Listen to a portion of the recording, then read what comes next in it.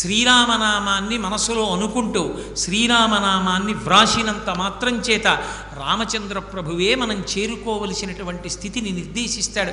మహానుభావుడు గుంటూరులో రాగం ఆంజనేయులు గారని ఉండేవారు. ఆయన ఏం పెద్ద చదువుకోలేదు, ఎప్పుడూ శ్రీరామనామమే, అలా శ్రీరామ శ్రీరామ శ్రీరామ శ్రీరామ వ్రాస్తూనే ఉండేవారు.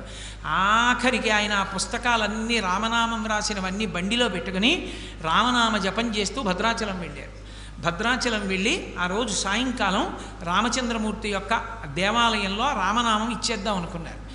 ఇవాళ ఎందుకులేండి, ఇక్కడ ఏదో సప్తాహం చేద్దాం అనుకుంటున్నాం కదా, రేపిద్దాం, ఏకాదశి వస్తుంది కదా అన్నారు. ఏమోనయా ఏ క్షణం ఎవడికి తెలుసు, ఇచ్చేసేద్దాం అన్నారు.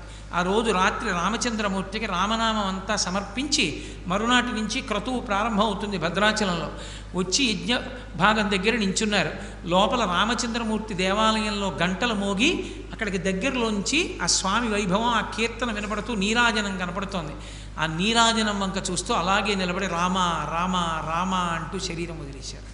ఆయన తన పెళ్లికి కూడా మంగళతోరణాలు కట్టద్దు అని మావిడాకులు కట్టించకుండా తన స్నేహితులతో రామనామం కాగితాల మీద వ్రాయించి రామనామాన్ని తోరణాలుగా కట్టించుకున్నారు. అంత రామనామోపాసకులు.